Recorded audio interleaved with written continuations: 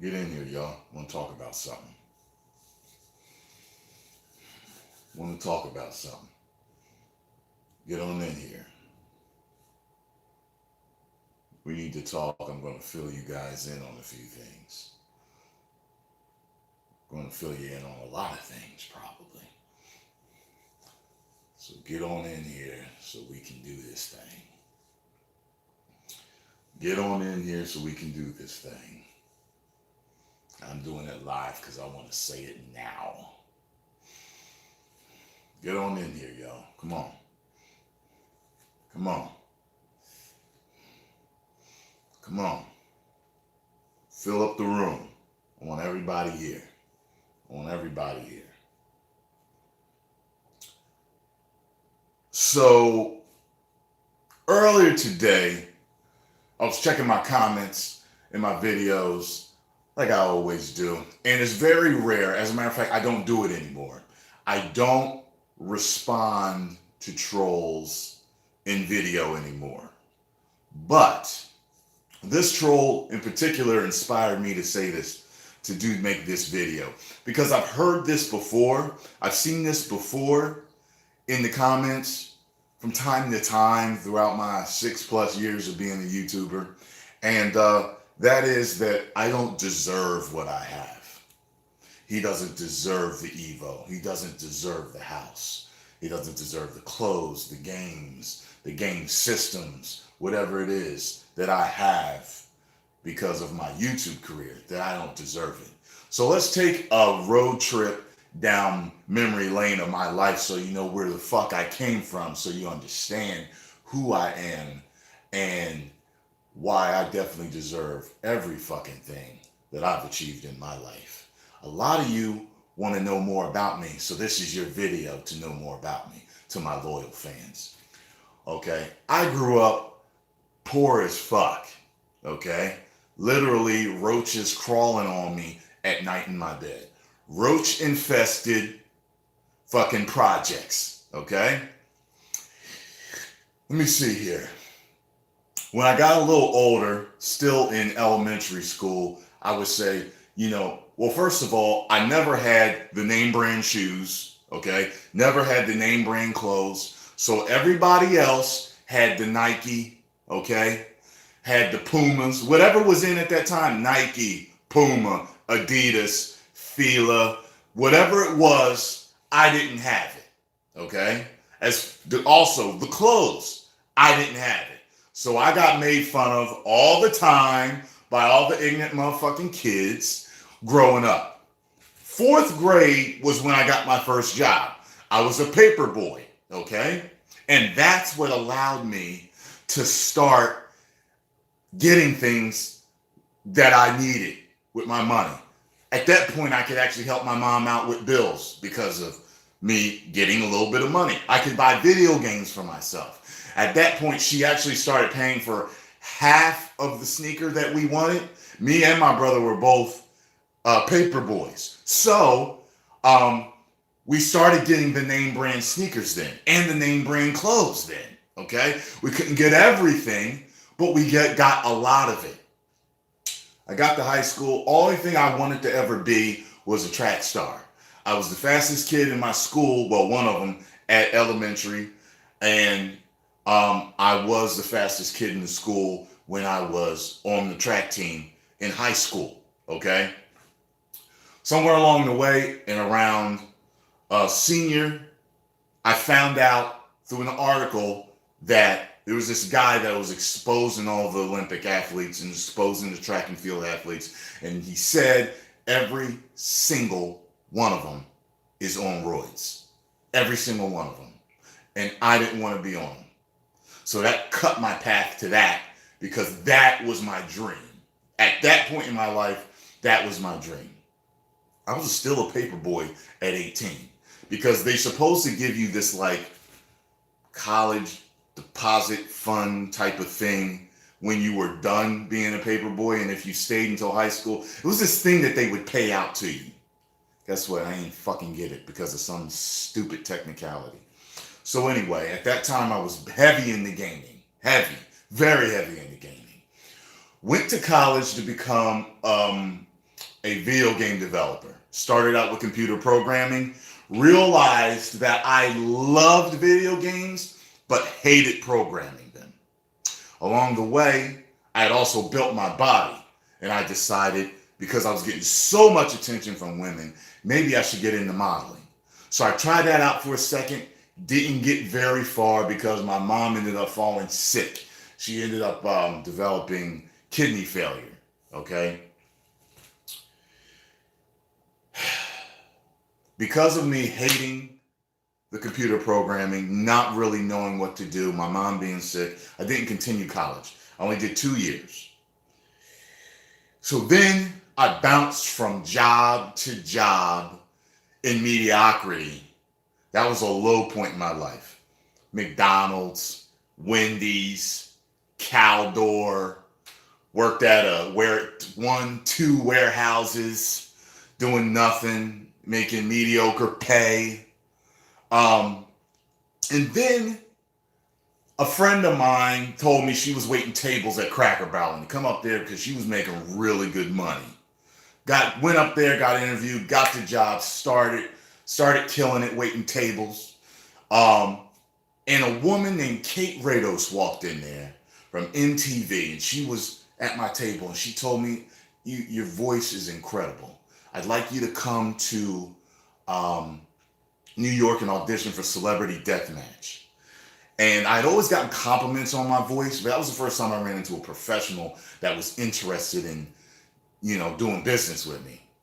So I went up there, totally overshot the mark in my interview. In the audition. But she told me, I think you've got a lot of talent. I want you to take some lessons and I want you to get back to me.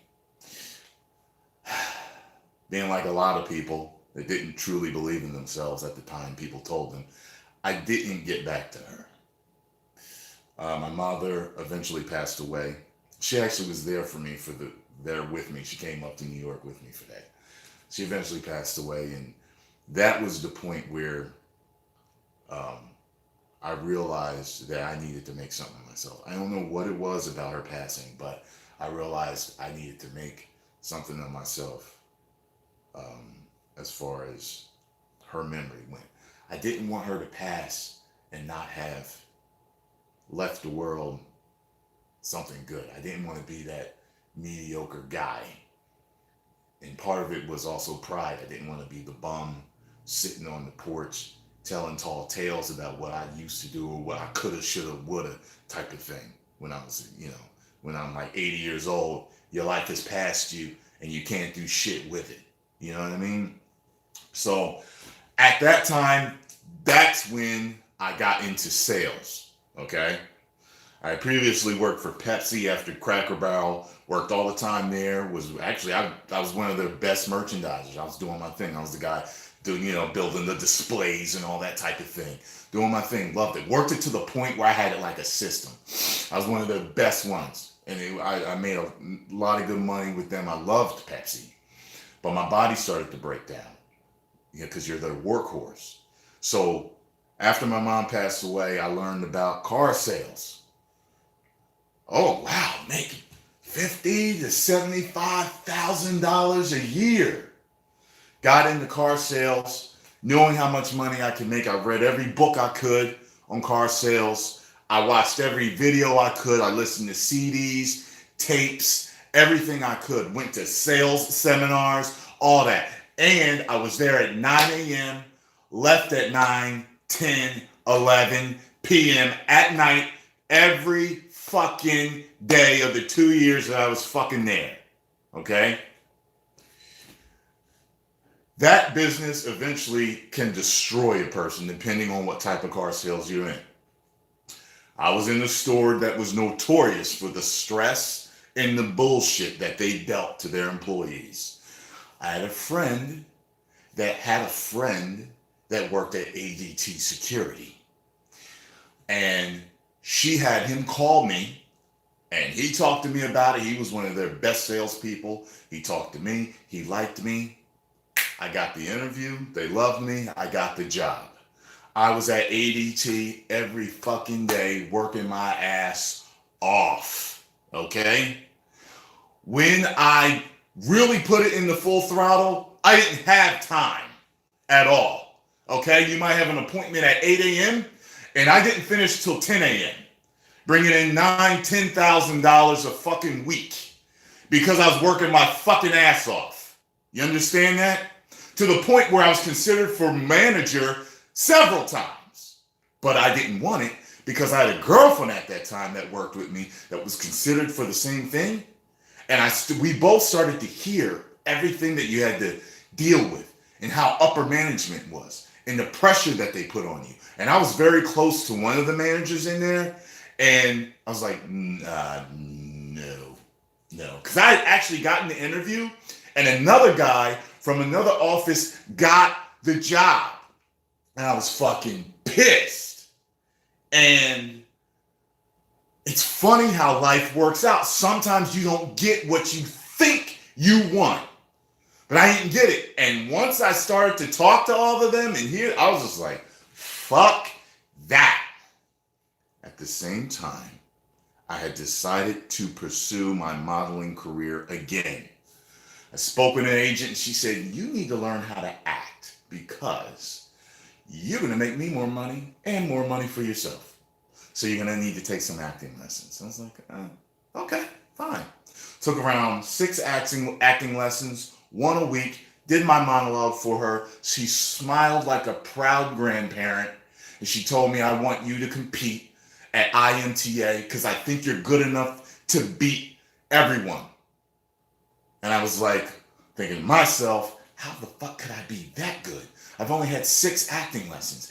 How could I be good enough to beat hundreds of other actors? And some of them have been acting for months, years, weeks earlier than me. But at the time, my confidence was boosting because it was do or die. I was growing on YouTube. I was living YouTube. YouTube videos every single day because I wanted to run my own life. I did not want to be ruled by someone else, have a boss hovering over my fucking head. So while I was working all these fucking hours at YouTube, at ADT, then YouTube took over. Less and less for ADT, more and more for YouTube because I saw the actual potential of YouTube and being my own boss. So when I wasn't living ADT, I was living YouTube every single day to the point where it caused problems with me and my girlfriend. She wanted more time with me. When can we talk? When can we be together? But I was a man on a mission. And if any of you men know, when you're a man on a mission, you ain't going to finish until your mission is complete.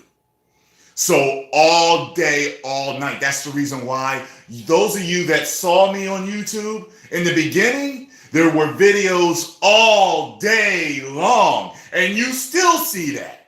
4, 5, 6 videos a day because I eat, sleep, and live my career. Okay? And when I'm not on YouTube, I'm on Twitch. And when I'm not on Twitch, I'm at the gym building my body, keeping myself in shape, eating right. When I'm not there, I'm filming Londyn or doing voiceovers for somebody. So when you fucking tell me that I don't deserve what I fucking have, you can kiss my fucking black ass. Because I deserve everything that I've achieved and more. And I'm going to get more. Because I'm going to achieve everything that I fucking want. Because I want it so bad I can taste it. And that's the problem between me. It's the difference between me and motherfuckers like you that don't think I deserve it. Don't be fucking mad because I have made a brand and built a small YouTube empire and celebrity off of my personality. People pissed off because, oh, he watches videos all day. I'm so angry at that. Fuck you. Okay? People love my personality enough to watch me watch videos. But you'll go to a movie critics channel who gets paid to watch a movie and give their opinion. So the difference between me and the movie critic is that I'm actually watching it. You get to see me watch it, and I give you my opinion. You don't get to see the movie reviewer watch their movie, but they give their opinion, all of a sudden they're legit. Fuck you. Okay? I also do gaming, unboxings. I've helped people with their lives with the Q&A. Do you know how many times I've had people write me telling me that I saved their fucking marriage, their relationship? I'm the reason why they lost weight, why they're healthy now. I'm the reason why they didn't commit suicide. Fuck you. I deserve everything that I got. And anybody got a problem with it can kiss my motherfucking ass. Woosah. 10 million subscribers.